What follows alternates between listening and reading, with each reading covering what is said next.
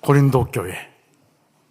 고린도 교회가 여러분 어떤 교회인가요? 고린도 교회는 어떻게 초대교회에 이런 교회가 있었을까? 그런 생각이 들 정도로 참 문제도 많고 그리고 은혜 받기가 어려운 그런 교회가 바로 이 고린도 교회였습니다. 교회 안에는 온갖 문제들이 다 있었고 서로 그룹이 나누어져서 파당이 나누어져서 서로 갈등하고 서로 싸우고 그래서 교회가 언제나 소란스러운 그런 교회였습니다. 분파 문제, 교인 간에 서로 소송을 하는 문제, 은사남용 문제, 불신자와의 결혼 문제, 성만찬의 문제, 우상에게 바친 제물 문제, 부활에 관한 논쟁, 셀 수 없이 많은 그러한 문제들이 이 고린도 교회 안에 있었어요. 정말 말도 많고 탈도 많은 교회, 초대교회 같지 않은 교회, 바로 그런 교회가 고린도 교회였습니다. 오늘 본문 말씀은 바로 그런 고린도 교회 성도들에게 보내는 바울 사도의 마지막 말씀입니다. 우리말로는 13절이 한 문장으로 되어 있지만 사실 13절은 짤막한 4개의 명령문으로 되어 있어요. 깨어있으라, 믿음에 굳게 서라, 남자다우라, 강건하라, 4개의 명령. 그리고 14절에 너희 모든 일을 사랑으로 행하라. 다시 말하면 이 문제 많은 고린도 교회 성도들에게 5가지의 명령을 주면서 고린도전서라고 하는 비교적 긴 이 편지를 바울 사도가 마무리 짓고 있습니다. 바울 사도가 고린도 교회 성도들에게 주신 이 5가지의 명령, 고린도 교회 성도들만이 아니라 바로 2000년 후 오늘 대한민국 땅에서 예수를 믿고 있는 저와 여러분 우리 중부교회 성도들에게 주시는 성경의 명령인 줄 믿습니다. 짤막한 그 5가지의 명령, 고린도 교회 성도들이 그리고 오늘 21세기를 살고 있는 우리 중부교회 성도들이 모든 우리 앞에 닥쳐있는 문제를 이기고 승리하는 삶을 살기 위해서 우리에게 절대적으로 중요한 말씀이 바로 오늘 말씀입니다. 가장 먼저 나오는 명령, 깨어있으라. 헬라어로는 한 단어예요. 그레고레이테. 여러분 영어에 그레고리라고 하는 이름이 많이 있는데 그레고리라고 하는 이 말은 바로 그레고레오, 깨어있다라고 하는 이 헬라에서 나온 이름이죠. 그레고레이테, 깨어있으라. 영어 성경에 보니까 NIV에 Be on your guard, Be on your guard. 여러분 무슨 말이죠? God를 올리고 있어라. God라고 하는 것이 여러분 제가 좀 폼을 잡아보면 이제 이런 폼이에요. 이런 폼. 방어를 하고 또 공격을 하기 위해서 이게 지금 가드를 올리고 있는 것인데 싸울 준비, 전투 태세를 갖추고 있으라라고 하는 말이 바로 깨어있으라, 그레고레이테라고 하는 이 말의 의미라고 영어 성경은 그렇게 번역을 하고 있어요. 여러분 예수를 믿는 그리스도인의 삶은 산책을 하거나 소풍을 나오는 그런 삶이 아닙니다. 유유자적하는 그런 삶이 아닙니다. 세상의 죄악과 어둠의 권세와 싸워야 하는, 영적으로 전투하는 삶. 여러분 바로 그것이 우리 그리스도인의 삶입니다. 전투하는 성도는요, 가장 기본적인 것이 뭘까요? 깨어 있어야 하는 것입니다. 전투하는 사람이 아무리 좋은 최신 병기를 다 갖추고 있다 할지라도 잠들어 있으면 무용지물인 것처럼, 그리고 너무 쉽게 적군의 밥이 되어버리는 것처럼, 여러분 우리가 이 땅에서 하나님의 영광을 위해서 그리고 세상의 어두움과 죄악과 싸워서 승리하는 그러한 삶을 살려고 하면은 첫 번째가 뭐냐면 영적으로 어떤 거예요? 깨어 있는 것이에요. 잠들어 있으면, 육신의 잠을 자지 말라는 게 아니에요. 영적으로 잠들어 있으면 여러분, 그 사람은 하나님의 손에 전혀 쓰임받을 수가 없게 됩니다. 여러분, 예수님께서 십자가를 앞에 두고 피땀을 흘리며 기도하시는데 바로 옆에 있는 제자들은 어떻게 하고 있었습니까? 주님과 함께 기도해야 하는 그 절체절명의 시간에 그들은 잠에 골아 떨어졌습니다. 번번이 잠에 골아 떨어졌습니다. 얼마나 답답하셨으면 주님께서 너희가 나와 함께 한 시간도 이렇게 깨어 있을 수 없더냐, 시험에 들지 않게 깨어 기도하라 당부하고 또 당부를 하셨습니다. 이렇게 살기가 얼마나 어렵습니까? 저 역시 부끄러운 말이지만 돌이켜보면 지금까지 믿음에 굳게 선 그러한 삶을 살지를 못했어요. 여러분에게 제가 다 고백했지만 군복무를 마치고 정말 신앙적으로 파산을 하고, 그리고 영적인 빈털터리가 되어서 한국 땅을 떠나서 먼 독일로 도망을 갔습니다. 하나님의 은혜로 독일 땅에서 다시 신학을 시작을 하게 되고 신앙을 회복했지만, 신학을 공부하는 과정에서도 저 자신 돌아보면 믿음의 확신을 따라가기보다는 신학적 지식을 따라가는 경우가 많았습니다. 수시로 흔들렸고 넘어지는 일도 다반사였습니다. 그런 제가 지금 이 자리에 서서 이렇게 목회를 하고 있다는 것 자체가 저는 정말 하나님의 은혜, 하나님의 기적이 아닐 수가 없습니다. 수많은 문제를 가지고 흔들리고 있던 고린도 교회 성도들, 여러분, 바울 사도는 그들에게 말합니다. 흔들리고 있는 성도들에게 믿음에 굳게 서라. 여러분, 믿음에 굳게 선다는 말은 어떤 경우에도, 세상에 어떤 파도가 닥쳐와도, 내 인생에 어떤 어려움과 문제가 생겨도 언제나 똑같은 마음으로 예수 그리스도의 십자가를 붙잡는 것입니다. 오직 예수 그리스도만이 길이요 진리요 생명임을 믿으면서 예수님의 십자가를 꽉 붙잡는 사람, 주님, 제가 연약하기 때문에 저는 어떤 경우에도 십자가는 놓지 않겠습니다 라고 하는 마음으로 그 십자가를 꽉 붙잡는 사람이요, 흔들리지 않고 믿음 안에 굳게 설 수가 있습니다. 바라기는 우리 중부의 성도님들 한 사람도 예외 없이 인생길에서 어떤 문제가 있다 할지라도, 어떤 어려움이 닥쳐온다 할지라도, 어떤 상황에 선다 할지라도 예수 그리스도의 십자가를 굳게 붙잡는 귀한 성도들 되시기를 주님의 이름으로 축복합니다. 세 번째 명령은 남자다우라 라고 하는 말씀입니다. 헬라어로 한 단어예요. 안드리제스테. 여러분, 남자라고 하는 말을 헬라어로 안드레라고 그래요. 예수님의 제자 중에도 안드레가 있었잖아요. 예, 안드레. 안드리제스테.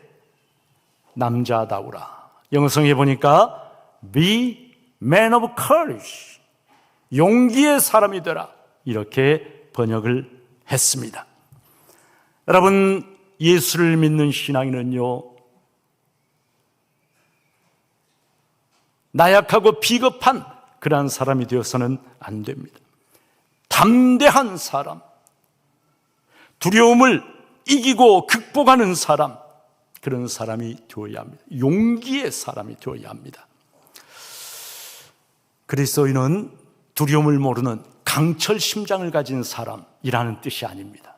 다 똑같은, 여러분, 그러한 심장을 가지고 살지만, 두려움을 느끼지만, 그러나 그 두려움에 굴복해 버리는 것이 아니라, 용기는 여러분, 두려움을 느끼지 않는 게 용기가 아니고요, 용기는 두려움을 느끼지만 그러나 믿음으로 그것을 이겨내는 것을 용기라고 이야기합니다. 왜 사람들이 믿음대로 살지를 못할까요? 말씀대로 살지를 못할까요? 여러분, 그 이유는 딱 한 가지예요. 두려움 때문이에요. 믿음의 반대말은 의심이 아니라 두려움입니다. 말씀대로 살다가는 망할 것 같은 두려움, 말씀대로 살다가는 세상에서 손가락질 당하고 왕따 당할 것 같은 두려움, 말씀대로 살다가는 실패할 것 같은 두려움, 손해볼 것 같은 두려움 때문에 여러분, 말씀대로 살지 못하고 세상과 적당하게 타협하면서 세상에 믿지 않는 사람들과 같이 그대로 쓸려가 버리는 것이에요. 두려움 때문에. 그리고 그 두려움은 바로 여러분 믿음의 반대입니다. 믿음은 그리스도 안에서 우리에게 담대함을 주고 용기를 주는데 여러분 두려움에 굴복해 버리니까 그렇게 되는 것입니다. 우리는 어떻게 두려움에 굴복하지 않는 사람, 바르고 의로운 믿음의 길을 흔들림 없이 걸어가는 용기 있는 사람이 될 수가 있을까요?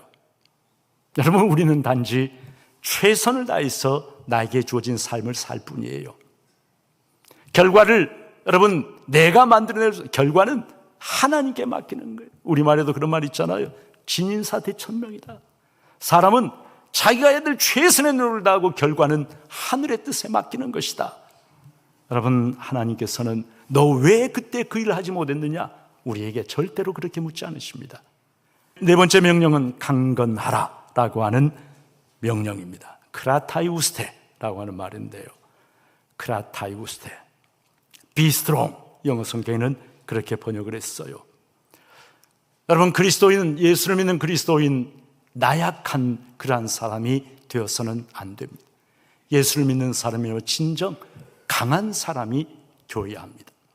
그러나 여기에 강하다고 하는 이 말은 고집 세고 여러분 절대로 타협이나 양보를 모르고 그저 자기 주장만 하는 그런 사람이 강한 게 아니에요.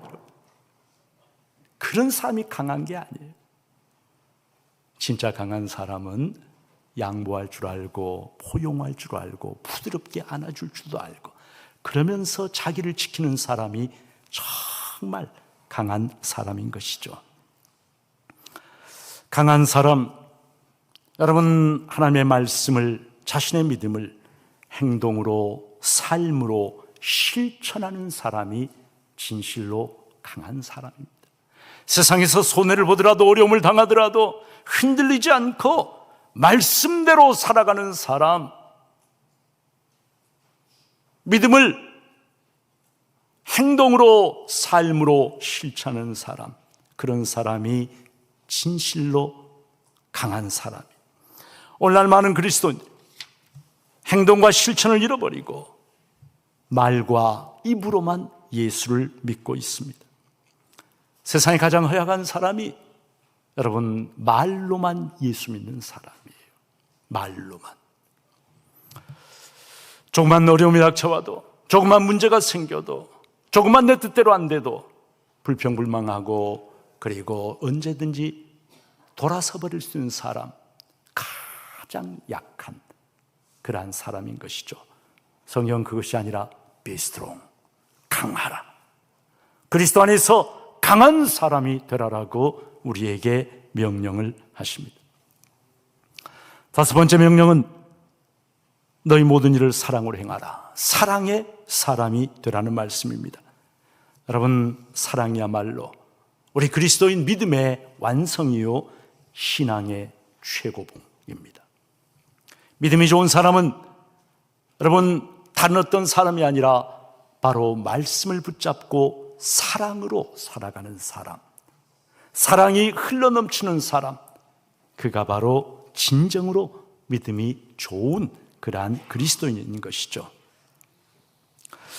사랑이라고 하면 오늘 저는 이제 이 설교를 준비하면서 다시 한번 그 부부를 생각해 봤어요. 이시도어 스트라우스와 아이다 스트라우스 부부인데 이름만 들으면 물론 여러분 그 사람들이 누구일까 생각하지만 많은 분들이 제 이야기를 들으면 기억을 하실 거예요. 이시도어와 아이다 스트라우스 부부. 여러분 영화 타이타닉 보셨죠? 그 타이타닉에 보면은 침몰하고 있는 배의 선실에 두 부부가 손을 꼭 잡고 함께 죽음을 맞이하는 장면이 나옵니다. 바로 그 장면의 주인공이 이시도어와 아이다 스트라우스 부부예요. 그들은 1912년 타이타닉호가 대서양의 유병에 부딪혀 침몰할 때 1등석 손님으로 그 배에 타고 있었습니다. 스트라우스가 어떤 사람이냐면 미국의 하원 의원을 지냈고, 그리고 미국의 당시에 가장 큰, 지금도 세계에서 두 번째로 큰 백화점, 뉴욕에 있는 메이시스 백화점의 공동소유주, 자기 형과 함께 공동소유주, 엄청난 재력을 가지고 있는 대부호였습니다. 침몰 당시 스트라우스는 구명장의 모든 사람이 다 탈 수 없었는데 우선적으로 1등석 손님과 여자들과 아이들에게 우선권이 주어졌는데, 구명정이 부족해서 모든 여자와 아이들이 다 구명정에 탈 수 없다는 것을 알고 놀랍게도 그 자리에서 자신의 자리를 여자들에게 양보를 했습니다. 부인 아이다 스트라우스, 구명정에 올라탔다가 손을 흔들고 있는 남편을 보고 마음을 바꿉니다. 자기가 입고 있던 두꺼운 모피 코트를 벗어서 하녀에게 입혀주면서, 우리 딸, 밤바다가 추울 테니 이걸 입으렴. 나는 이제 이것이 필요하지 않을 것 같구나 얘기를 하고 하녀에게 그 옷을 입혀주고, 그리고 구명정에서 내립니다. 남편에게로 걸어갑니다. 남편이 너무 놀라서 당신이라도 살아야 한다, 제발 당신은 살아야 한다라고 하면서 아내를 구명정에 다시 태우려고 했지만 아내는 너무나 단호하게 남편의 그 제안을 거절합니다. 아니에요, 난 저 보트를 타지 않을 거예요. 우리는 함께 많은 행복한 시간을 보냈어요.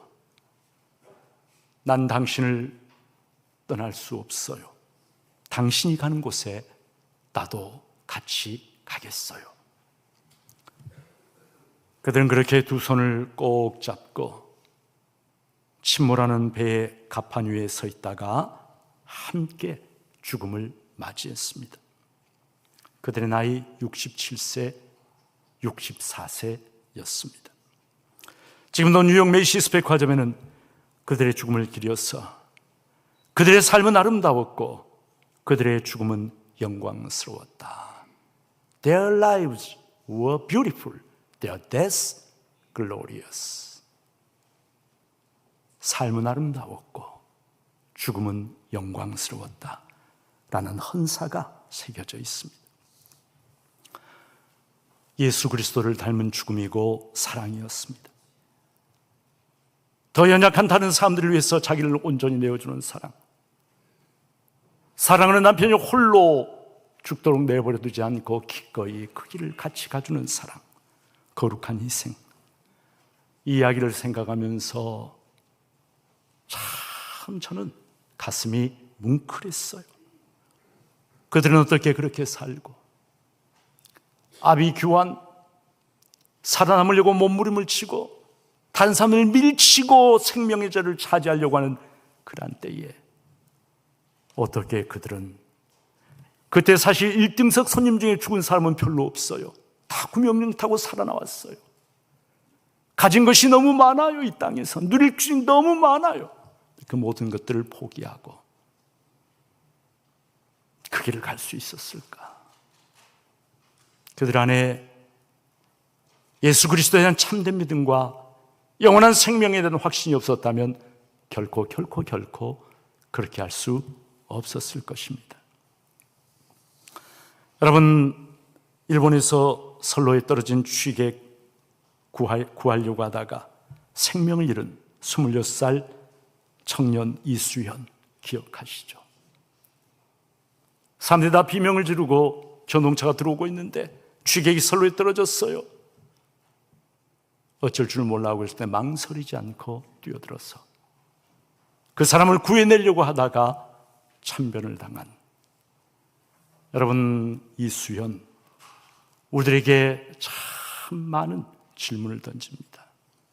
어떻게 그 순간에 그렇게 할 수 있을까? 어떻게 망설임 없이 뛰어들 수가 있을까? 제가 중학교 1학년 때인가 배를 타고 이렇게 가는데 아주 어린 아이가 물에 빠졌는데 사람들이 발을 동동 구르면서 어떻게 할 줄 몰라서 비명만 지르고 있는 그 상황. 누군가 한 사람 쏜살같이 가판을 달려와서 옷도 벗지 않고 굿도 벗지 않은 채로 그대로 물속에 뛰어들어가서 그 아이를 구해냈어요. 바로 제가 다녔던 교회에 청년이었던 교회학교 선생이기도 했던 오재묵 선생. 그 광경을 잊어버릴 수가 없습니다. 그는 결국 나중에 신학 공부하고 목사가 되었어요. 어떻게 그렇게 할 수 있을까? 여러분, 어떻게 하면 얼마든지 살아남을 수 있는데 한 자리밖에 없는 그 귀한 생명의 자리를 다른 사람에게, 더 약한 사람에게 양보할 수 있을까? 가진 것이 너무나 많은, 이 땅에서 누릴 것이 너무나 많은 사람이 그 모든 것을 어떻게 다 포기하고 그렇게 할 수 있을까? 여러분, 사랑의 사람이 됨으로 해서 하나님이 영원히 기억해 주시는 하늘의 아름다운 별이 된 것이죠. 이 땅에서 내 욕심 따라서 그냥 바둥바둥거리며 산다고 해도 하나님이 기억해 주시지 않으면 그것은 별로 그렇게 의미 있는 삶이 아닌데, 오늘 성경은 우리들에게 그냥 이 땅에서 자신의 욕심을 좇아서 그렇게 살아가는 삶이 아닌 사랑, 하나님을 사랑하고 이웃을 사랑하며 하나님께서 우리를 위해서 자기 자신을 내어주신 것 같이 사랑으로 내가 가진 것들 다른 사람들에게 내어줄 줄 아는 사랑의 사람이 되는 것, 이것이 바로 하나님을 닮는 것이요, 그리고 하나님이 기뻐하시는 믿음의 사람의 모습이다. 고린도 교회 성도들이여, 너희가 무슨 일을 하든지 간에 모든 일을 사랑으로 하라라고 말씀하시면서 오늘 성경은 중부교회 성도들이여, 너희가 무슨 일을 하든지 간에 모든 일을 사랑으로 하라라고 동일하게 성령께서 지금 우리에게 말씀을 하십니다. 사랑하는 중부의 귀한 성도님들, 하나님의 말씀을 가슴에 새기고 깨어. 많은 사람들이 잠들어 있어요. 편안하고 안락하고 봉사도 싫고 헌신도 싫어요. 마음에 제가 안타까울 때가 많아요. 하나님의 아들이 나를 위하여 십자가의 생명을 주신 걸 정말로 믿는다면 우리가 그렇게 살 수 있을까? 저렇게 믿을 수 있을까?